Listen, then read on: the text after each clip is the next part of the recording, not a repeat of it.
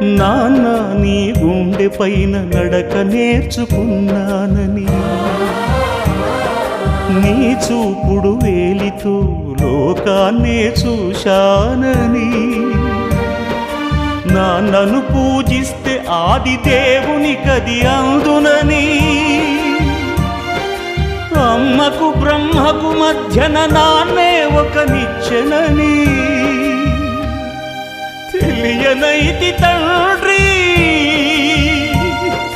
ఎరుగనైతి నాన్న. నాన్నంటే నడిచే దేవాలయమని మరచితిని, ఆత్మజ్యోతి చేతుల ఆపివేసుకుంటిని. మరచిపోయి కూడా నన్ను మన్నించొద్దమ్మా,